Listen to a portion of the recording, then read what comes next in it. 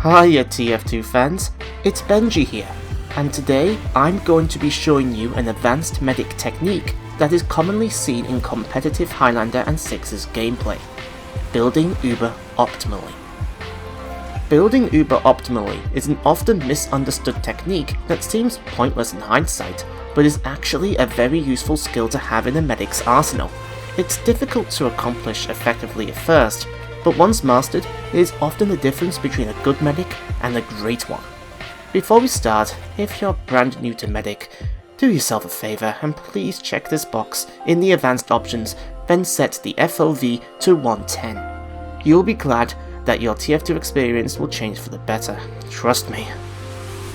So what is building Uber optimally, why is it important, and how does one achieve it? Building Uber optimally is where you are building your Uber charge as fast as you possibly can. This is very important as it means your team can both execute more Uber pushes in a match and will give you a safety net from dying quicker should someone ever put you in a do or die state. When using the Medigun or Kritzkrieg, there are two different build speeds, slow and fast. If you're always building fast, it will take 40 seconds to build Uber, otherwise known as an optimal build. However, if you are always building slow, it will take double that at 80 seconds, twice as long, or one Uber for every 2 the other team will get, which will make a huge difference in gameplay. Because of its massive downside, the goal that we want to be achieving is to be at the fast rate as much as humanly possible, and avoiding the slow rate at all costs. So how does your Uber rate slow down? There are multiple ways that this can happen. The first way is if your heal target is at 142.5% HP or higher. To encourage medics to heal more than one person, if someone is fully buffed and you keep healing that person, your Uber build rate will instantly slow down by 50%, which is disastrous due to medics on the other team having the same toolkit as you. As a result, whenever you see these numbers show up on the screen for each class, that is your cue to change heal targets as fast as possible. No, seriously, turn on your speed run mindset and make sure that you're doing this within milliseconds of your target being fully buffed. Otherwise, this is time that will add up and result in seconds of Uber rate time that could have been saved. If there are no more players to overheal, then it is completely okay to keep healing the same target. Just look around in case there's new targets to heal. Other examples of ways your Uber charge time will slow down are if 2 medics healing the same person or said person is being healed by other sources, such as friendly dispensers or the payload cart. As you can see, this slows down the recharge rate significantly. However, the worst thing you can do to not build quickly is actually not using your Medigun to heal in the first place. If you're running around Uber sawing spies, arrowing players that don't need to be arrowed, or being next to someone without using your Medigun, you're wasting time that could be spent on building your Uber to 100%.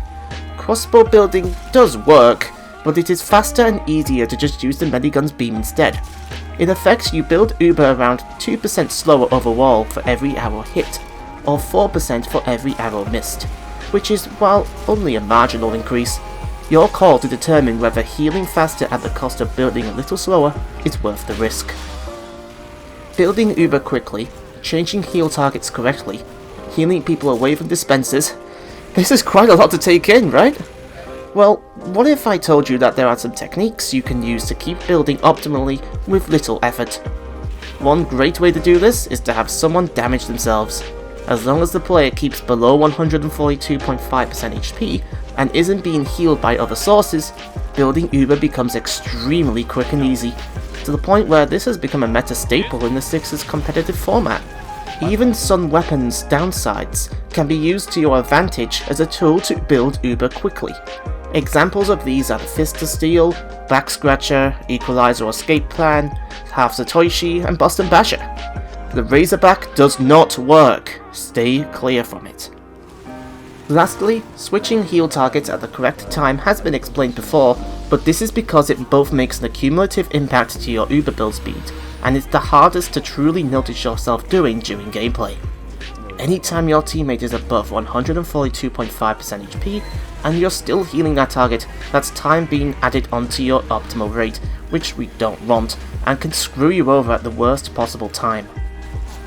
Now that we have talked about how building Uber optimally works, let's watch and analyze some in-game examples of bad Uber building versus good Uber building, and why consistently having a fast build time is important for you as a medic.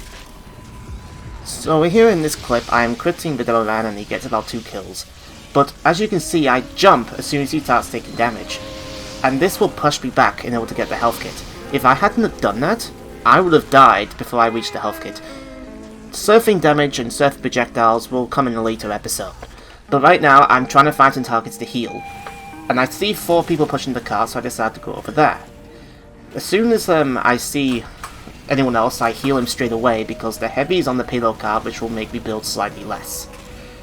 However, I have to be healing people on the cart because there's nobody else, and them 2 have been Ubered, so healing 2 people at the same target will lower my heal build rate, as I mentioned before. So right now I'm just healing everyone else, I'm just looking for other targets that aren't fully buffed. Just following the examples I said before. I see someone taking damage, so I take priority onto there, and then my friend says we need to use over here, we need to crits over here. So I follow the guy. We activate the crits, and there's a sentry in the way, so we didn't really get much. But we just have to keep going. But later on, we start to realise there's a sniper in the back. And this is a great time to use the Uber Saw, because it was just him alone. So I decided to take a risk and go for it. I get a couple of kills on the scout here, he follows me and I leave the sniper alone, so I go for some saws. Uber sawing isn't really recommended for building, it's very risky, but if it works out, it's really helpful. So we're about to have, so I focus on optimal building as fast as I can here. I want to build as fast as possible before we cap the point. And as I cap the point, we use crits, and well, my friend here wreaks havoc, destroying everybody, and ends up being a team wipe. And that's why building Uber is extremely important and why you need to do it really fast. In this example, I actually just started recording my 6-hour stint, surprisingly, and I just get on and I check the scoreboard to see who's dead and if I should push up. Everyone's dead, so I play passive here. I just spawned in, so I don't know what's going to happen. I decide to switch to Uber, and this is where the building is going to begin. I walk in, and I notice no one's about, so I focus on the sniper and wait for people to be around before I heal anyone else. The pyro gets really aggressive, so I back out straight away, and I only can heal 1 guy, which is fine because he's taking damage. I don't have to switch targets. Someone else is in combat, so I switch him over, and the very moment he's 260, which is the maximum health he can have, I switch targets, otherwise he'll be above 142.5% HP. I switch to the heavy because he has crit heals, and he's just about to engage in the combat. I wait until he's about 450 and switch over, and we're about 75% already, which is really good. As soon as I say 185, I switch over, switch to the other guy, but they're both 185. I nail a straight, really good arrow, but since they're both 185, I need to find someone else to heal. But they're all too far away, so this is an example where I need to build slow to risk, otherwise I'm going to die to the sniper sightline where that sniper's locking right now. That sniper just kills the medic, which is really great for us, and we build Uber in record time. So unlike the other examples shown, this is an official RGL6's match for the main division, where there's constant coordination and you're playing against some of the best TF2 players in the world. Because their medic used Uber while I still had 25% of mine, I let the team know that we're going to have Uber before their team will. Due to this Uber advantage, the other team has to put a sentry down in defense, and we have to build Uber fast to both maintain this advantage and so we can use it before the sentry is upgraded to level 3. Unlike in casual, players will help me maintain optimal building, and I can do the same by switching targets when needed as shown above. When we have Uber, I heal everyone up, and we use it. Unfortunately, I don't see the wall in my way, and I couldn't save our soldier, but since we have the Uber advantage and their medic died, we're able to capture the point without a problem. With all of this being said, there isn't a real perfect way to play medic. Without having any hindsight when watching your own clips, and the amount of responsibility, including all of the pressure that medic brings to the table, there's going to be a time where you mess up, die when you don't necessarily need to, or you miss an arrow onto someone at the worst time. It happens to the best of us, and please don't let that affect the way you play or how you approach TF2 as a whole. So to recap, we've managed to both explain why building Uber optimally is important, how to always keep within that fast build speed, and how you can put all of this together to become a monster in casual and competitive game modes. With all this in mind, Come back soon for another advanced medic guide that will really take your game to the next level. See you later, guys. The best part was when the pyro backed off the entire map in fear from two medics chasing him.